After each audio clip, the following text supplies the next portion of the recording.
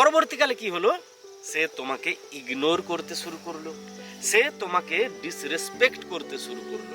বর্তমানে তোমার ভ্যালুটা ওই জায়গা থেকে এই জায়গায় এসে পৌঁছে গেছে এবং তুমি নানান কারণ খুঁজে বেড়াচ্ছ।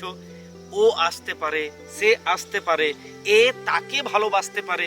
এই ভাবনাগুলো আরো বেশি করে তোমাকে তোমার চোখে ছোট করে যাচ্ছে। প্রতিনিয়ত তুমি নিজেকে piece piece piece piece piece piece করে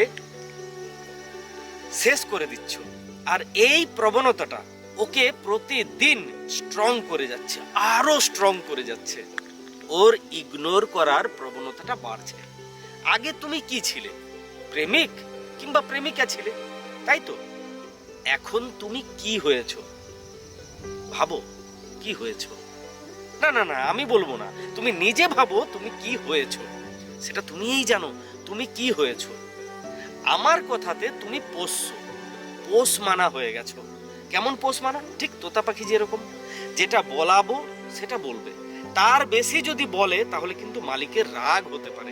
এই যে মালিক কর্মচারী মানে পোষ মানা ব্যাপারটা চলে এসেছে রিলেশনটাতে, এখান থেকেই রেসপেক্ট নষ্ট হয়েছে। কিন্তু তুমি আগে এমনটা ছিলে না, তাই ও তোমাকে ভালোবাসতো। এখন ও তোমাকে ভালোবাসতে পারছে না, ভালোবাসছে না তেমনটা নয়, সে চেষ্টা করছে, ভালোবাসাটা আসছে না। কেন আসছে না? মালিকের সঙ্গে কর্মচারীর যেরকম সম্পর্ক, বর্তমানে তোমাদের সম্পর্কটা সেই রকম। এটা তুমি করে দিয়েছো, তার পায়ে তেল দিয়ে দিয়ে। ইয়েস স্যার, ইয়েস স্যার, হ্যাঁ স্যার, ঠিক আছে, হ্যাঁ যাচ্ছি, হ্যাঁ হ্যাঁ হ্যাঁ হ্যাঁ, বলো বলো বলো বলো বলো। এই সব করে করে তুমি ওকে প্রভু বানিয়েছো আর নিজেকে চাকর। আজকে ও নিজের জায়গাতে বসে তোমাকে কি দেখছে? একজন সাধারণ কর্মচারী। দুজনে যাচ্ছে না, দেখো এতটা ডিফারেন্স তৈরি হয়েছে, দুজনে যাচ্ছে না কিন্তু। আর এই যে যাচ্ছে না এটাই প্রবলেম।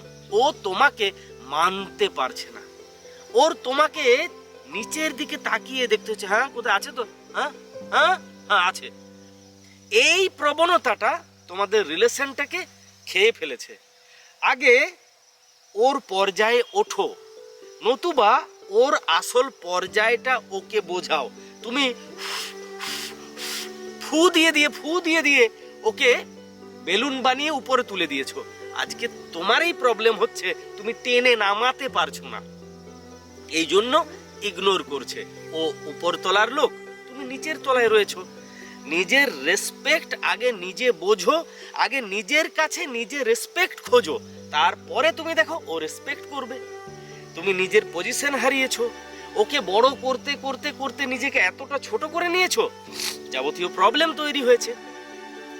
নিজের রেসপেক্ট ফিরিয়ে নাও, তাকে তার যোগ্য জায়গাটা দেখিয়ে দাও, সে আবার তোমাকে রেসপেক্ট করবে, ইগনোর করতে পারবে না।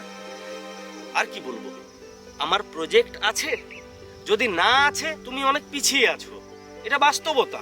গর্ব করে বলি, যার কাছে আমার প্রজেক্ট আছে সে কয়েক ধাপ এগিয়ে আছে। রিলেশনশিপটা ম্যাজিক নয়, কিন্তু রিলেশনশিপে ম্যাজিক হয়। আর যদি তেমন কোনো প্রবলেমে আছো যেটা তুমি চাইলেও আমাকে কমেন্টে জানাতে পারছো না, মেসেজ করছো কিন্তু এত মেসেজের ভিড়ে আমি দেখতে পাচ্ছি না, তাহলে সরাসরি কল বুক করে নাও। সেটা ফ্রি নয়। কেন ফ্রি নয় সেই নিয়ে আমি একাধিক ভিডিওতে আলোচনা করেছি, এই ভিডিওটাকে টেনে আর বাড়াতে চাই না। তাই যদি তেমন প্রবলেম আছে কল বুক করো, আমার হোয়াটসঅ্যাপ টিমের নাম্বার দেওয়া আছে, সেই নাম্বারে গিয়ে হোয়াটসঅ্যাপ করো, ওরা বলে দেবে কিভাবে কি করতে হবে। ভালো থাকো, ভালোবাসায় থাকো, প্রত্যেকটি মানুষের সঙ্গে থাকো। বেলার শেষে এই খেলাতে তুমি তোমার শ্রেষ্ঠ বন্ধু, তাই নিজে নিজের হাতটা শক্ত করে ধরে রাখো। দেখবে প্রবলেম আসবে কিন্তু প্রবলেম থাকবে না।